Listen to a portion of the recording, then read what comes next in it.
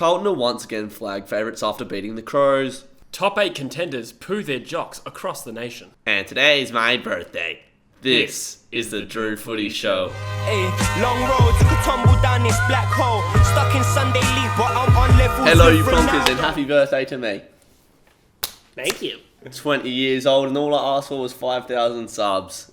And didn't happen, Jesse, so... yeah. Shame on you. Shame on you. Put the responsibility in their hands, and they didn't deliver. So, it's been a good month for both of us on YouTube. It's been my third biggest month ever. So, yeah, it's still pretty decent. So, yeah, if you want to subscribe, please feel free. We'll much appreciate it. Obviously, to be involved in the show every week, you gotta go comment on my Instagram page, DrewFooty_, where I post the stories. That's where they are. That's where we get all the topics for the show. So make sure you go follow DrewFooty_ on Instagram. Bloke of the week this week, Jesse. A player that you hold dearly in your heart. We've gone with Scott Lycett. I wouldn't say that. Didn't you win a flag? Yeah, I guess. Then he betrayed us and left us. Nah, he's alright. He's the bloke of the week this week anyway, Jesse. With the game on the line, a big molten, mustached man. Doesn't have the best foot skills in the AFL, but the ball fell to him. They're up by 3 points with 2 minutes left, and he iced the game. Got the pipes out and just won the game. And I thought, that's the bloke if I've ever seen one. He's actually rocking one of the best mullet and mustache combos in the league right now. He looks absolutely filthy. And for that, you'll get bloke of the week. So on with the games, Jesse. I think this round was the spiciest round in terms of news shaking up the league that we have seen this year. So many different storylines, so many winners, so many losers. Today we're going to do it a bit different, Jesse. We're going to go through the winners, then the losers, and then just cover the rest of the games as well. So we're going to start off the winners. First game off the round anyway. It was the Lions versus the Cats up at the Gabba. I thought Geelong, after their last 2 weeks against the Bulldogs, big win against them in a very high intensity game, high stakes game, and then to go beat Port Adelaide in Adelaide, another massive result there. So I thought, Geelong are a steam train at the moment, Jesse. They rock up. Keep going. They rock up at the Gabba, and they didn't rock up at the Gabba. Analysis. In the last 10 weeks, Brisbane have won 7 out of 10 games, so they're in good form at the moment, and they're just showing up week in, week out, even if they're not getting wins. They've had losses to Melbourne recently. They've shown up every week, and Geelong didn't show up, and it cost them, to be honest. They just looked cooked, the Cats. Looked like they got run off their feet. Tom Stewart, who had a huge game against the Western Bulldogs the week before, playing on Latham Vandermeer, thinking he's a big man, goes up and plays on an All-Australian Charlie Cameron, gets given a bath and punches him in the back of the head. So, you are the mug of the month. So Brisbane obviously lost this game very narrowly earlier on in the season, lost the prelim final to the Cats as well at the same venue. So in 12 months, clear improvement. Winners up the week. Nice.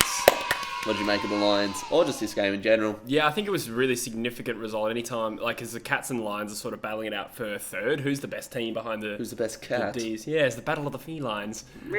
Really big statement win from them, and I do think as part of it's probably because Geelong just won 6 in a row and then won last week in dramatic fashion. Sometimes when you win a dramatic game like that, you don't show up the next week, as we saw with West Coast this week as well. But we'll get to that. Yeah. No, really, really significant win, and good chance for them to sort of get that third spot locked up. The other winners of the week, Jesse, is my beloved Fremantle Dockers. Yes, we're giving it to the boys. Happy days. We're having a party. Dockers are having a party. We're going to make the 8. We're thriving. Collingwood in bottom 4. Get out of it. This game was the first time I think I've seen Freo's potential click in every line, Jesse. I mean, we talk about that midfield, how potentially good it's going to be with Sarong, Brayshaw and Chera, but they won this game for us, Darcy in the ruck as well, against the midfield of Scott Pendlebury, Taylor Adams and Steele Sidebottom. We beat them in the clearances. These kids are fucking younger than 22 years old, just absolutely bossed it in the middle there. Liam Henry, his potential is starting to shine, starting to flourish, set up lots of goals, kicked a few as well. Brett Bewley, who's been a 6 out of 10 player at best in recent times for us, comes in for Nat Fyfe, the skipper, who's out with a shoulder injury, and kicks 2 goals in the last quarter, which iced the game for us. So his best game in the purple. Unreal. Rory Lobb played well as well. I couldn't believe it. Taking contested marks, kicked 3 goals. I think he had 17 touches as well. I mean, there were stars all over the ground for the Dockers, and it was like, finally. I mean, Collingwood have been in good form as well. They're not a chump side, I don't think. I don't know what you have to say about that, but they beat Melbourne last week, and they've been looking pretty good, even though they've just got a new coach. You don't really know how a side under a new coach is going to come out, but yeah, we got the win, and I was very happy. Yeah, it was a really good win as well when you factor in the fact that like all the other teams that are pushing for that 8th spot kind of faltered this week. You had Richmond get belted, you had GWS lose it to Hawthorn, and Essendon as well dropped the points against Melbourne as Sydney, as you'd expect. Yeah, I suppose. So West Coast, okay, Geelong, West Coast again. Fremantle's obviously finished the round in 9th, which I believe is the highest they've been this year. Probably, yeah. At least for a number of rounds. So, good opportunity to sort of make up some ground. Tied 8th with Richmond in terms of points. We've got Carlton, then Hawthorn. Got to beat Carlton and Hawthorn. They've been popping up for wins, but come on, we're the mighty Freo Dockers. Yeah, we're going to roll them and we'll rock them. So that's the winners of the week, Jesse. So now we'll move on to the losers. So on Friday night, Jesse, I sat down on my couch and I watched the Saints run out onto the MCG, and I sat back, arrogant as they come, and said to my roommate Liam, I was like, Liam, the Saints are about to get absolutely pumped. Playing away to the Richmond Tigers on the MCG. Not a fucking chance in the world the Saints win this game. And they did. They kept Richmond, who are the losers of the week, by the way, to their lowest score ever under Damien Hardwick. They kicked 2 goals for the game. That is an absolute wet fart of a performance from the Richmond Tigers. Wasn't it like the lowest score in like 60 years or something? Probably. Yeah, 2 goals, 10, was it? Yeah, I think for me, this was probably one of the most shocking results of the season. There's been quite a few, but in terms of Richmond just bending over like that, it's not something you see all the time. We've got a question here from Ari Feld. Are the Tigers done, or are the Saints finding form? Look at the last month for the Tigers. They lost to West Coast. They probably deserved to win that game. They're probably the better side, but yeah, lost against Essendon. They weren't really in control of that game. Still won by 40 points, though. Yeah, still won by 40 points. So yeah, but it hasn't been the dominant Richmond side that we've seen over the last few years. And now losing this week to St Kilda. St Kilda have resembled Daniel Bush's gut this year. That's been fucking terrible this year. Pretty harsh. Yeah. Pretty harsh on St Kilda. So for Richmond to lose at home to St Kilda, I mean, panic stations. The comment from Ari, are the Tigers done or are the Saints finding form? I think, is it like the Saints? Yeah, it's a bit of both. You got to say the St Kilda are finding form to punish Richmond like that, even though Richmond clearly didn't play well. Richmond didn't show up, and I mean, what form have St Kilda found? They lost the week before to Adelaide. I don't know what sort of form that is. And are the Tigers done? I mean, maybe the last few years are beginning to take their toll consistently in the finals, deep into finals, shortened pre-seasons.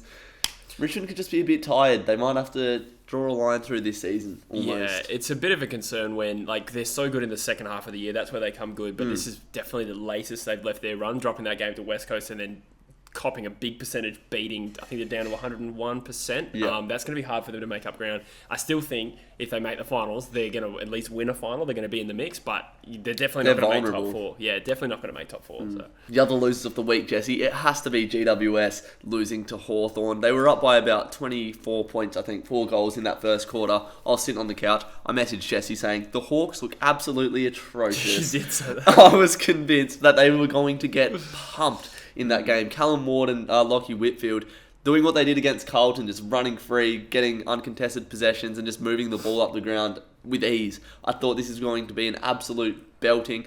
I turned off the telly. I had things to do. Come back to watch, and Hawthorn are up by 24 points. An 8-goal swing.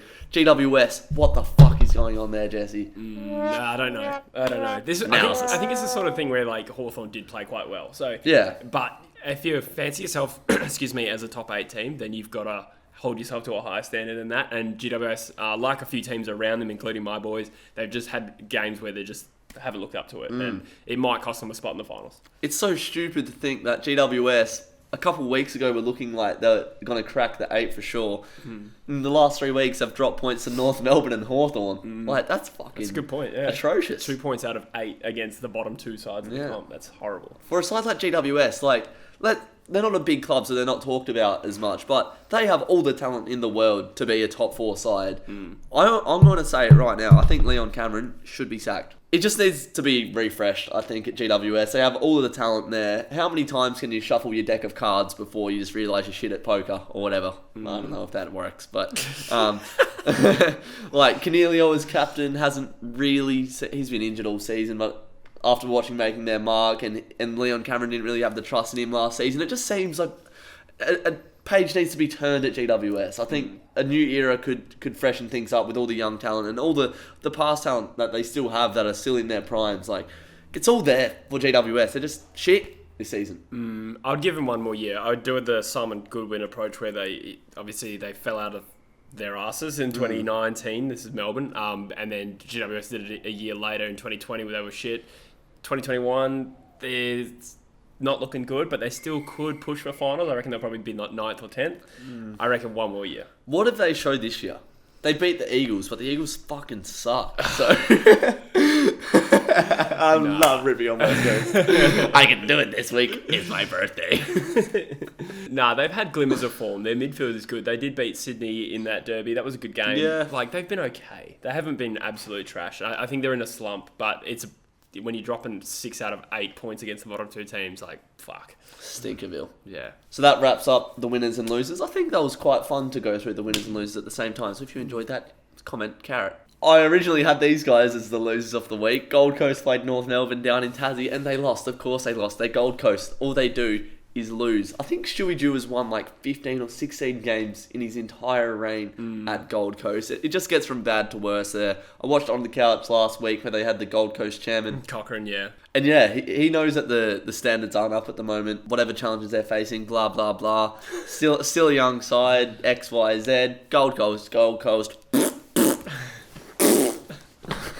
They're shit, bro. Yeah, they are. But good on North Melbourne. They play good 4-quarter footy, North Melbourne. They're a hard team to crack. You'll probably beat them. Most sides will beat them. But just based off the last month's form, I wasn't going to tip Gold Coast. I had no reason to. And yeah, I saw that the game was tight, but I just knew Gold Coast would run out of legs in the end. Gold Coast could have got losers of the week this week, but they've been the losers of the week for the last 10 years. So I thought I'd spice it up a bit. I'm a bit more patient with them than you are. I think they're the worst team in the comp right now. Gold Coast? Form, definitely. Yeah, I think if you lose to There's North... no reason that they should be the worst in the comp right now.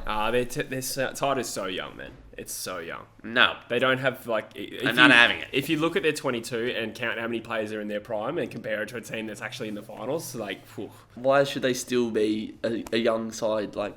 Yeah, why don't you just age your players faster? Why don't you just get a fucking time machine, bro? Yeah, but with all the draft picks and shit they've had over the years, they shouldn't be in this stage now. Yeah, I think it's the lack of mature players, though. They're like, when you think about it, if you're drafted at 18, it's probably 6 years before you start your prime. And then you look at all the guys they've got, like Raul Anderson, Ben King. Those guys have been drafted in the last 3 or 4 drafts. Yeah, no. I still think they're a few years away. Nah, they're shit, bro. I'm not guaranteeing that they'll become good because they've got other adversity where they'll probably lose half the players. Yeah. Like, unfortunately, that's the reality. But I think at the moment, I'm not putting too much pressure on Dew. North got 6 points out of their last 3, so good on your North, sort of doing something this season, which is good to see. Playing good 4-quarter footy. Zohar's in form, Larky's looking good. Defense is holding up well, yeah, and they're again another side with a lot of young players. Like their main contributors are guys like Simpkin and Zohar. So yeah, good promising signs. Port versus Sydney, another neck-and-neck game between 2 top 8 contenders. Port Adelaide side who have been accused of being flat-track bullies by yours truly. Not just me. Yeah, no, they haven't been able to beat top 8 sides at home other than Richmond, really, but that was earlier on in the season. Lost to the Bulldogs at home. Who else did they lose to at home? Geelong at home. They haven't been good against the top 8 sides this year. So Sydney, a side that have been good earlier in the season, but I think they're sort of slipping out of form. We've got a question here from Stephen0952. He says, what does this say about Port and what does it say about Sydney? To be honest, I don't think this was a statement win for Port. No. But we've been saying it for a few weeks now. Sydney haven't been looking too red hot. What do you reckon? I was looking at their last 5 results and there've been some couple of wins against St Kilda and Carlton, lost to Hawthorn, Fremantle, and now Port. I think they're getting mixed results against teams that are not that good. To be fair, they nearly pinched this game, and that would have been huge for Sydney, but obviously just fallen short, which hurts. As I said, Scott Lysett iced this game, but Buddy Franklin in that 4th quarter was unreal. Kicked a couple of goals, and that chase down tackle on Tom Jonas. No chance any player has the audacity when the ball's in the pocket to slide in and kick it with the outside of his left foot, plays it into Buddy, falls to Jonas, and then Jonas is just strolling around, thinks he has all the time in the world. Buddy with a massive chase down tackle and kicks the goal after it. I just love watching Buddy, man. Like, he is genuinely an all-time great. I think he's up to 6th on the all-time goal-scoring list in the AFL now. Needs 3.5 goals a game for the rest of the season to hit 1,000. Yeah. And obviously, if they play a final or two, that gets a bit easier. So it would be amazing. And I feel like it's almost inevitable. I feel like, provided he doesn't get injured, I feel like it's going to happen. They won't be able to have fans run on the ground at Sydney, though. Fucking hell. Yeah, true. Bunch of filthy brats. But yeah, Sydney shut the bed more than their state has in the last few weeks in that last quarter. And we can talk. We got a case now as well. Yeah, because of them. Yeah, true. Dogs. Doesn't say much about Port. I don't think this win. You should be winning these games at home if you're going to take yourself seriously. But yeah, good win to hold on when the Sydney Swans were coming in hot in that last quarter.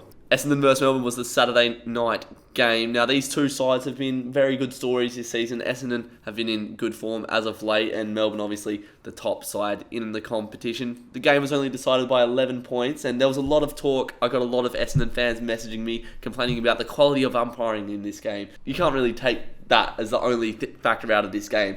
Umpires. Yes, there was a dodgy 100-metre penalty. Did you see that? Nah. Yeah. I barely watched any fucking football. It's ended up being exposed. Who are you?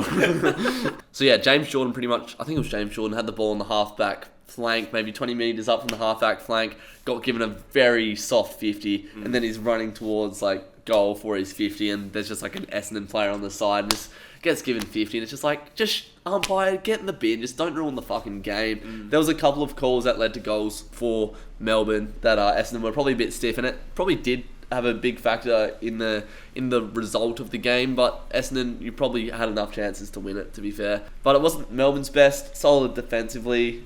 James Jordan, who I just mentioned then, he had 2 goals, 20 touches. He's an absolute bull of a player. He's a defensive midfielder, but he gets up the ground, tackles hard, digs the ball out of packs, and he gets rewarded with a couple of goals in this game. He's been popping up for goals. He's averaged 18 disposals, and he's been Melbourne's only debutant this season. Yeah, that's interesting. I just noticed in your notes, it says Essendon fans will feel stiff for the wrong reasons. I wrote that. Gross. Here's a very fun fact for you, Jesse. Ready? Melbourne side was younger than Essendon side this weekend. Oh, that is interesting. Yeah, they got a lot of their best players are sort of in the start of their prime, which I think brings their average down. Which is weird that they only have one debutant and still younger, but yeah, interesting times. Big win against GWS next week, hopefully. Could put us in good stead for the rest of the season. Yeah, I mean, they definitely dropped off. Did you say us? Yeah. They definitely dropped off, but it's promising when you still grind out wins while you're not playing well, as we see Geelong have done that really well this year. And then the Eagles played the Bulldogs on Sunday, and it's my birthday, and there was no better birthday present than seeing the Bulldogs absolutely fist the shit out of the West Coast Eagles. That is a gross image. It would have been for you, but I enjoyed it. Seeing the Bulldogs come over to Optus Stadium. They didn't kick straight, but it didn't matter. They ended up winning by 60 points anyway. This could have been a 100-point belting, Jesse.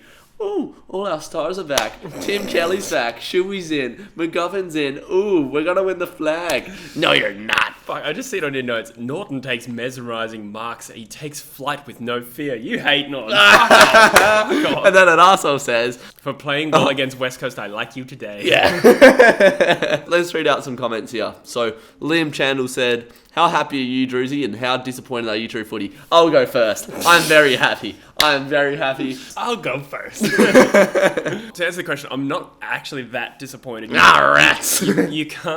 You can't ever be happy with a performance like that, and we just were terrible. It was really bad. The conditions weren't suited to us to start, which is not an excuse. It's not. But you could see that we were exposed when the ball hit the ground, and the fact of the matter is we weren't willing and able to adapt to that. We weren't willing to put our heads down. Then the conditions fined up, and we didn't really get any better. The skill levels were terrible. We just looked like timid, ultimately. The Dogs are a fucking good side, definitely. For sure. But I'm not that disappointed because the season was over when we lost to Essendon.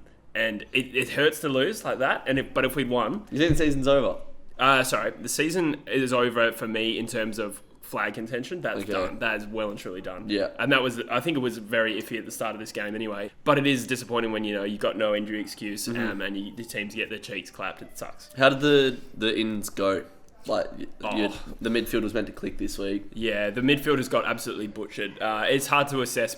I don't use the underdone thing as an excuse. I think they were ready to go, but the Bulldogs are an absolute brute midfield team, so they just got touched up. And I think if we brought our A game, we probably still would have lost the game. The Dogs are that good. We got a comment here from Matt Osgood. He messaged me saying, put some respect on the Bulldogs name, and he also left a comment. So he said, Dogs absolutely demolished the Eagles. Considering their inaccuracy in the first half, that could have been almost a 100-point win. Please, boys, put some respect on the Western Bulldogs name. Massive, massive win away from home against the Eagles, who are in form with a whole host of gun players back in. And Drewsy, even if you don't like Norton, you have to respect how good he is. He was pretty good yesterday. Yeah, very good. Yeah, definitely. I do want to challenge one part. There's talk about how much the Dogs missed and were inaccurate front of goal.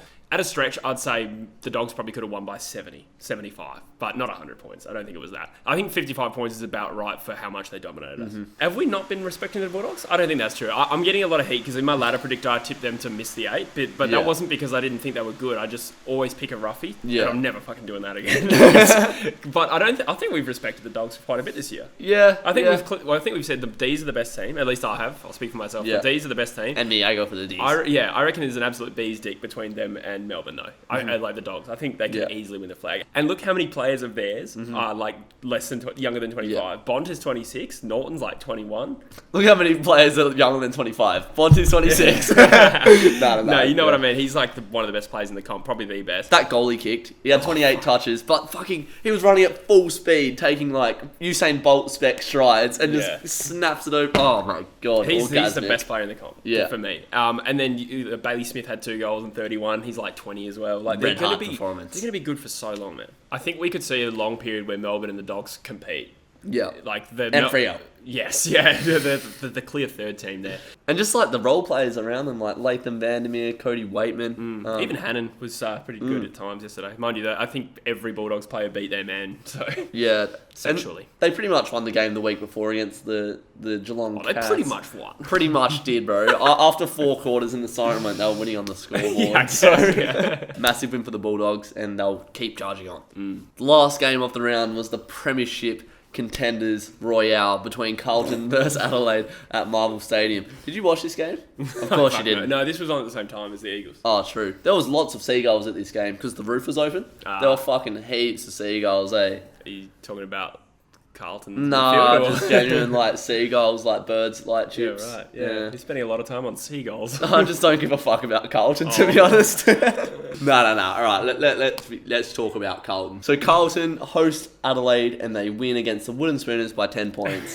The commentators after the games, I quote this, maybe not direct quote, but is something special beginning at Carlton. Something like that. I mean, you've beaten the fucking Wooden Spooners at home by 10 points. They could have won this game, Adelaide. They had their chances in the last quarter to win this and they just couldn't kick straight. Carlton fans, all they could ask for this week was their team to fucking run hard both ways, and they did. At the end of the game, they were absolutely cooked. The quality wasn't really there all game, but they kicked 8 goals in the second quarter, so they found a purple patch in that game and they delivered, and they got the win, as they should, against fucking Adelaide.